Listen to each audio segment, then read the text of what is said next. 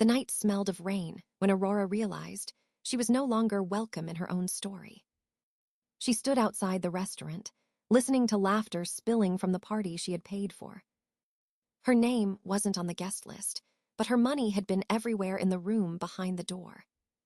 When she turned to leave, the neon lights flickered across the pavement like a warning she ignored. Harold appeared from the shadows, rage tightening his jaw before the slap even landed on her cheek. The sound echoed through the parking lot, sharp enough to slice the last thread holding her in place. Aurora didn't cry, didn't plead, didn't look back at the man who called himself her father. In that moment, with her face burning and her heart hollow, something inside her shifted forever. She walked away, and for the first time, she wasn't the one losing anything. Aurora was 11, when the world she knew ended without ceremony. Her mother's room still smelled of lavender when they lowered the casket into the ground. Harold didn't hold her hand because he was too busy gripping his own grief like a weapon. For weeks, Aurora waited for something gentle to return, but silence filled every corner of the house. 8 months later, Veronica arrived with perfect smiles and careful sympathy that felt rehearsed. Aurora watched her father soften around the new woman, as if grief had been a temporary hobby. Veronica moved in quickly, bringing clothes, perfume, and a confidence that took up all the air. 2 weeks after that, Logan and Brielle appeared with suitcases and careless excitement. They ran through the halls like explorers claiming new land, pointing at things they wanted. Aurora stood in the doorway of her bedroom as Brielle traced the wallpaper with casual ownership. Harold told her it made more sense for the girls to share the bigger room together. He didn't wait for Aurora to agree before movers boxed up her life in rushed silence. Her new room was a storage space with a single window stuck halfway open. Dust covered the floor, and the walls smelled of old paint and forgotten things. She spent her first night there listening to Logan laugh in the room that used to be hers. At school, Aurora pretended nothing had changed, but her backpack carried the weight of her new exile. Teachers praised her quiet discipline, never realizing she was shrinking to make space at home. Every holiday after that confirmed what she already sensed. Family trips were booked without mentioning her name. Suitcases rolled to the car while she was told to be responsible and stay behind. She watched taillights fade at dawn, clutching postcards they never sent. Gifts became another reminder of her place in the hierarchy she never agreed to. Logan received gadgets and expensive shoes. Brielle got dresses and weekend workshops. Aurora received discount notebooks, mismatched socks, and the phrase, "be grateful." Her father told guests she was independent, as if that were a blessing rather than neglect. Veronica hosted dinner parties with crystal glasses and curated smiles. Aurora served food, cleaned dishes, and stayed invisible unless someone needed something. Every photograph on the wall showed a perfect family of 4 without a missing piece. Aurora's picture from middle school disappeared one afternoon and never returned. When she asked about it, Veronica said the frame broke, but the glass was still in the trash. Harold backed her up with a careless nod, as if losing the photo meant nothing at all. The house grew louder every year, but Aurora's voice faded into the wallpaper. She learned to move quietly, to predict moods, to apologize for things she didn't cause. She became the helper, the mediator, the one who kept peace without receiving any. But beneath the silence, resentment curled like smoke, slow and suffocating. Aurora memorized the rhythm of being overlooked until it felt like her only identity. By the time she turned 16, she understood one truth with painful clarity. In that house, love was conditional and belonging was a privilege she had never been given. Aurora entered adulthood believing effort could repair the fractures she never caused. She studied late into the night, chasing perfect grades like they were keys to a locked door. Teachers praised her drive, unaware she was trying to earn a place in a family that never chose her. When she earned a full scholarship, Harold called it a relief, not an achievement. Veronica congratulated her with a smile that never reached her eyes, already calculating the savings. Aurora packed for college alone, folding clothes with the hope that distance might soften them. The night before she left, Logan borrowed her car without asking and returned it with a dented door. She paid for the repair because arguing felt pointless and peace felt expensive. At school, Aurora built a life where she wasn't invisible, but the habit of shrinking followed her. She volunteered for extra shifts, stayed quiet in group meetings, and apologized out of reflex. Still, her grades soared, and professors noticed the sharp mind hiding behind polite restraint. Her success threatened no one at home because it benefited everyone but her. Veronica called often, not to check on her, but to assign tasks disguised as family needs. Harold needed help reviewing documents. Logan needed money for textbooks he never bought. Brielle needed fees for a workshop that Aurora later discovered was actually a weekend trip. Every request sounded urgent, wrapped in guilt and the suggestion that she owed them loyalty. Aurora always said yes, believing generosity could buy the affection she never received. She worked 2 jobs while studying full-time, funneling her paychecks into problems not her own. Birthdays came and went without celebration, but she kept sending gifts they rarely acknowledged. Whenever she visited home, her room remained the dusty storage space no one bothered to clean. Veronica thanked her for coming as if Aurora were a guest passing through. Logan bragged about his plans, without mentioning the debts Aurora had quietly settled for him. Brielle showed off new clothes that Aurora recognized from the charges on her own card. Harold praised the other children at dinner, while Aurora sliced vegetables in the kitchen. She learned to smile at conversations that excluded her and laugh at jokes aimed at her expense. On the outside, she appeared composed, but inside she carried a loneliness that grew heavier each year. At 22, Aurora landed her first salaried position and believed life would finally stabilize. Her family reacted with congratulatory messages that sounded suspiciously like calculations. Within weeks, Harold hinted at a temporary loan, and Veronica asked for help with home repairs. Aurora paid because saying no felt like betraying a bond she was still trying to earn. Logan quit another job and wanted money for a new plan that would change everything. Brielle announced her engagement and assumed Aurora would cover part of the wedding expenses. Bills piled up, but Aurora convinced herself that supporting them meant she mattered. Whenever she tried to share her own struggles, someone changed the subject or dismissed her quietly. She told friends that her family was complicated, but she hid the truth of their dependence. Deep down, Aurora feared that if she stopped giving, she would disappear from their world entirely. Years passed, and she became the invisible scaffolding holding everyone else's lives together. The more she provided, the more they expected, until expectation became entitlement. Aurora mistook their neediness for belonging, ignoring the emptiness left in her own life. By the time she reached her late 20s, a quiet truth had begun to surface. No achievement had earned her respect, and no kindness had brought her closer to being loved. She was valuable only when she was useful, and she had been useful for far too long. One night, Aurora opened her bank statements and froze at the numbers in front of her. 12 years of careful calculation revealed a truth she had avoided seeing.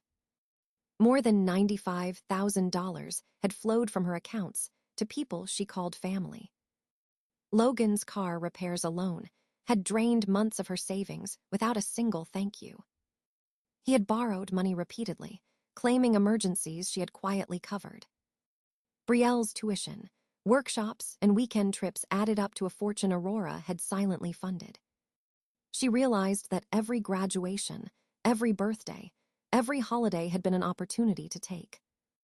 Veronica had spent lavishly on parties, home renovations, and medical expenses Aurora later learned were fake. Harold claimed bills needed paying immediately, and Aurora complied without hesitation. Even during holidays, Aurora paid a quarter of the total expenses despite being excluded from celebrations. Each transaction revealed a pattern, a strategy to treat her like an ATM rather than a daughter. She remembered lending money for Logan's car rental, then his security deposit, then unexpected legal fees. Brielle had asked for gifts for friends, workshops abroad, and even part of her engagement party. Veronica requested help with renovations, vacations, and fabricated emergency expenses. Harold submitted urgent bills he swore could not wait, citing health, taxes, or insurance. Aurora tallied every wire transfer, credit card payment, and online purchase. The total made her stomach turn. 12 years of giving, sacrificed quietly, vanished into their lives. She realized she was not a family member, but a walking wallet, always expected to provide. Memories of missed birthdays, neglected anniversaries, and absent gratitude flooded her mind. Every request had been framed as necessity, but it was entitlement disguised as love. She recalled Logan borrowing for car repairs, and how Harold had laughed at the excuses she believed. Brielle's studies abroad had cost thousands. She earned through late nights and skipped meals. Veronica's parties had glittered with Aurora's funds, while Aurora watched from the sidelines.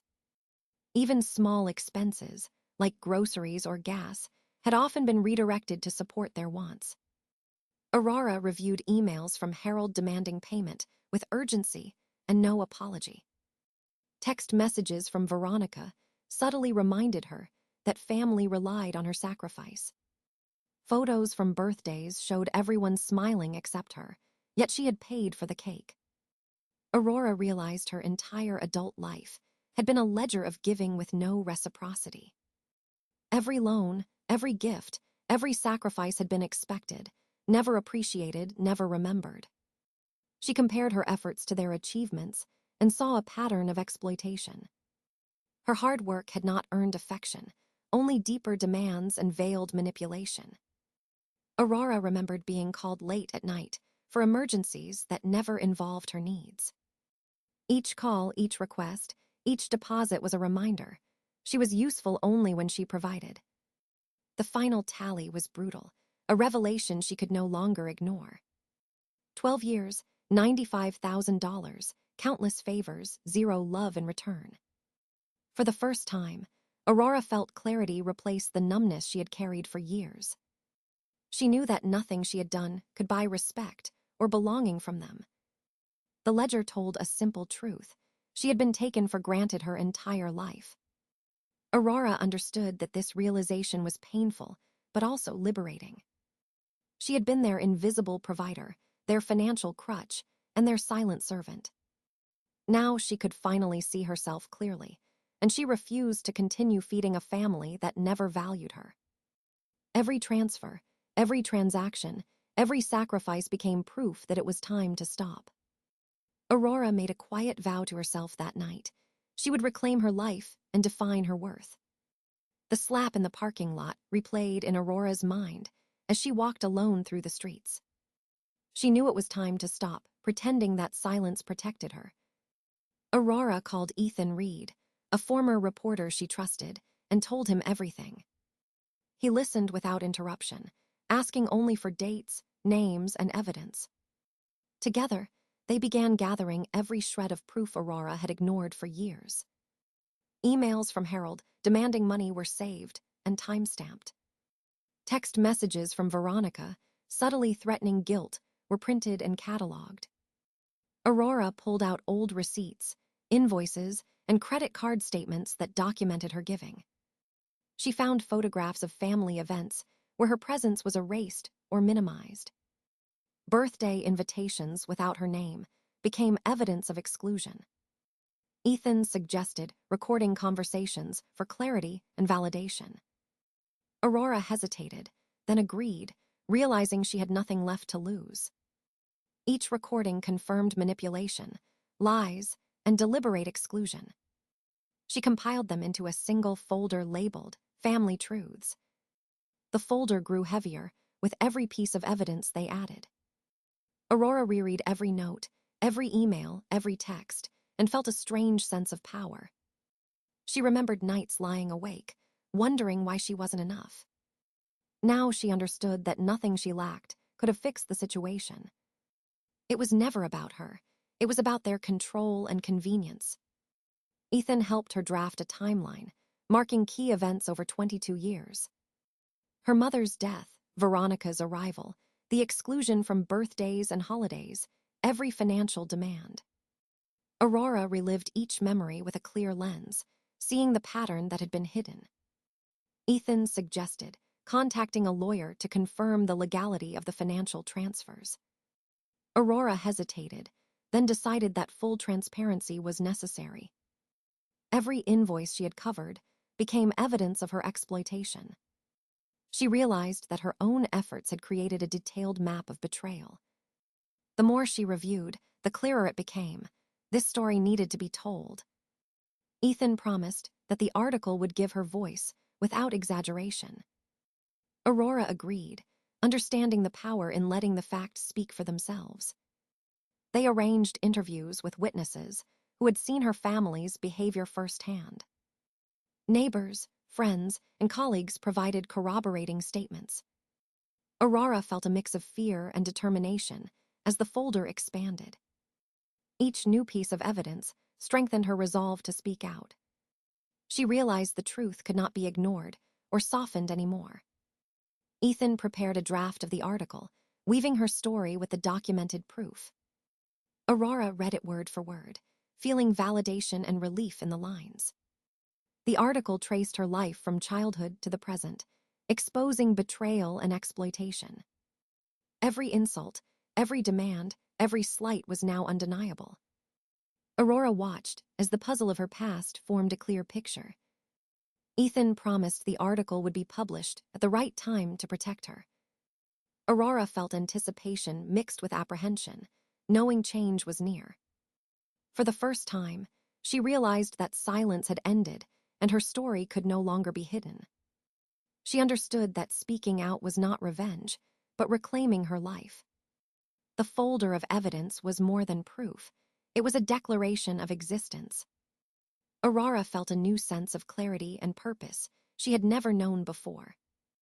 Every detail, every memory, every number had led to this moment.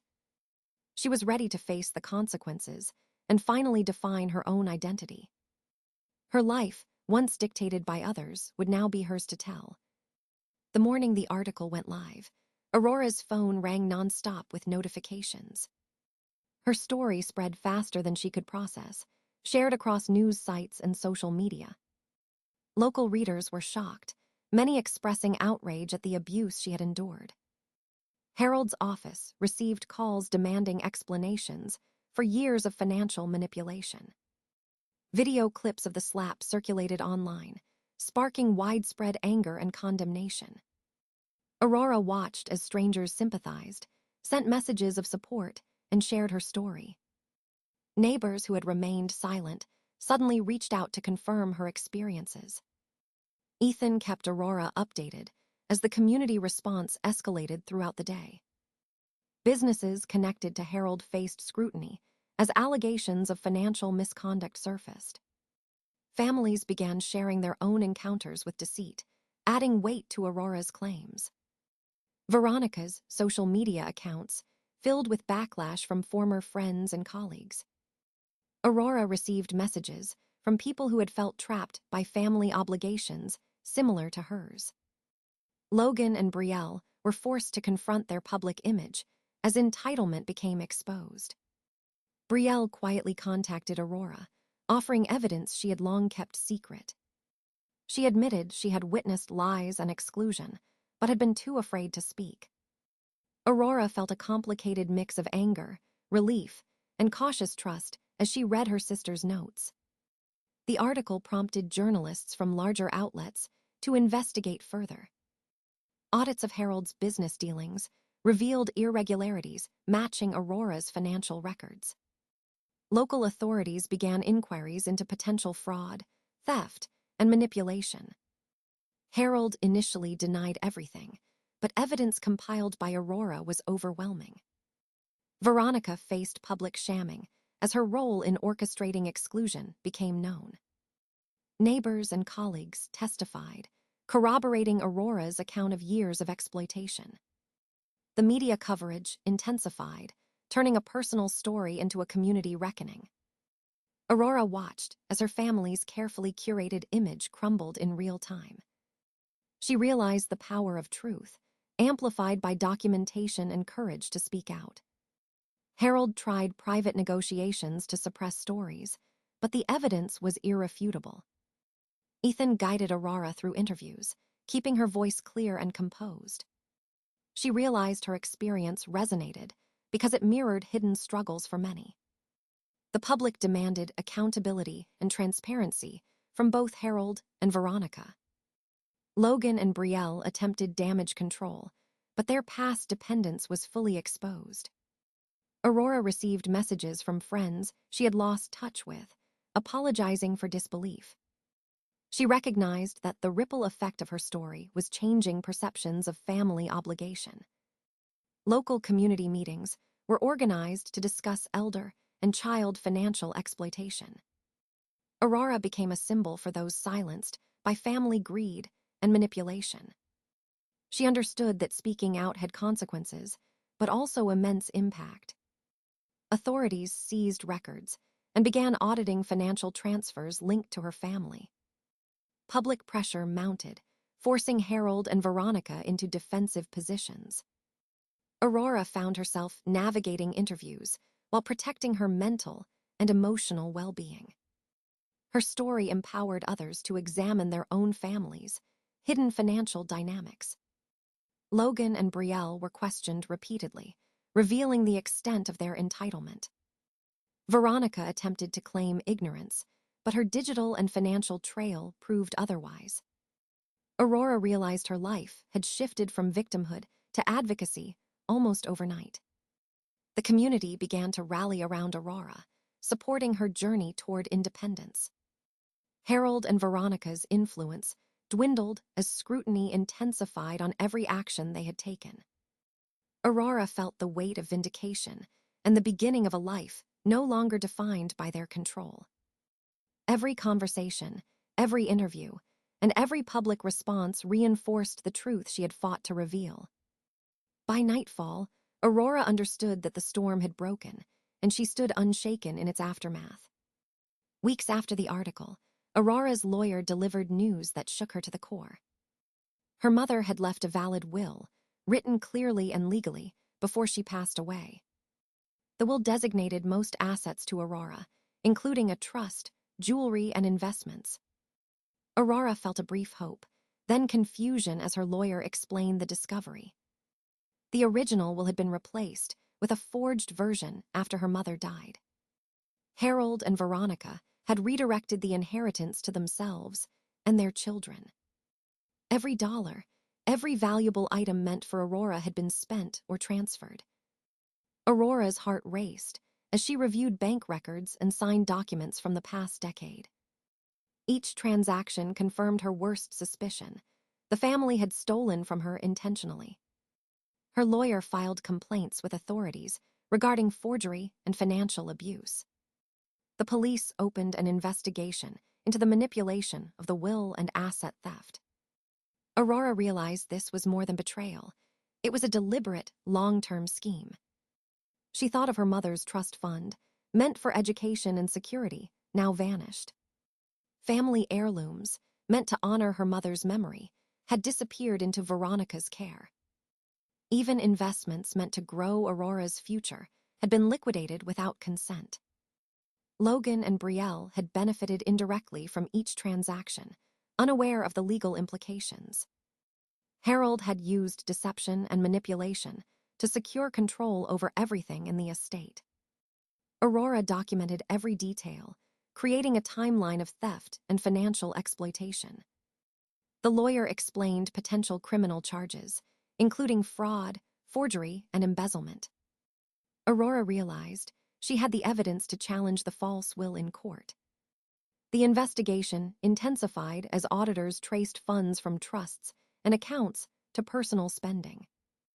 Aurora felt a mix of anger and determination, she had never experienced before. She refused to let the theft define her or her mother's legacy. Authorities interviewed Harold, Veronica, and their children, uncovering multiple inconsistencies. Each lie they told strengthened Aurora's case and exposed the scope of their crimes. The public followed the unfolding story closely, now aware of the inheritance theft. Aurora shared carefully curated updates, emphasizing justice rather than revenge. She met with investigators repeatedly, providing evidence of forged documents and falsified signatures. Her mother's intentions became the central focus of the legal pursuit. Aurora felt a growing sense of empowerment as her mother's true wishes were acknowledged. The community rallied, supporting Aurora's fight against deception and exploitation. Harold attempted to intimidate her with legal threats, but the facts were undeniable. Veronica's social standing crumbled as more witnesses confirmed Aurora's claims. Aurora realized that exposing the truth was not only about reclaiming assets. It was about asserting that she could no longer be treated as invisible or disposable. Authorities froze some of Harold and Veronica's assets to prevent further misuse. Auditors traced family spending, linking lavish expenses directly to Aurora's stolen inheritance. Aurora documented her mother's original will carefully, ensuring nothing could be altered again. Every discovery reinforced the pattern of deceit that had haunted her for decades. The investigation revealed a combination of greed, manipulation, and long-term planning. Aurora understood that confronting the theft was both painful and necessary. Each step brought her closer to justice and the recognition of her mother's true intent. She no longer feared the family who had used her for money and control. Aurora had become the architect of accountability, ensuring that deception could not continue. By confronting the forgery and financial theft, she claimed not only her inheritance but her dignity. For the first time, Aurora felt fully in control of her life, independent of the family that had betrayed her. Aurora packed her bags and left the town that had defined her pain for decades. She moved in with her closest friend, seeking safety and a place to breathe freely. For the first time, she didn't need permission to exist or to speak her truth. The media storm followed, but she no longer feared public judgment or gossip. She spent mornings walking alone, feeling the weight of years slowly lift from her shoulders. Aurora reflected on her childhood, her sacrifices, and the family that never truly loved her. She realized blood did not guarantee belonging or respect. Every choice she had made for them had been ignored or exploited. Now, every decision was hers, guided only by her own desires and principles. She invested time in herself, her passions, and rebuilding connections with genuine friends. Aurora felt a quiet pride in surviving betrayal and exposing the truth. Her story was no longer a secret. It was a testament to resilience and courage. She understood that freedom was not just escape, but the power to define her identity. Aurora no longer sought validation from the family who had failed her. She looked ahead, knowing that life could finally be lived on her own terms. With each new day, she reclaimed pieces of herself lost to years of exploitation. The past remained, but it no longer dictated her future or her self-worth. Aurora had spoken, she had fought, and she had won her independence. For the first time, she was fully visible, fully alive, and wholly her own.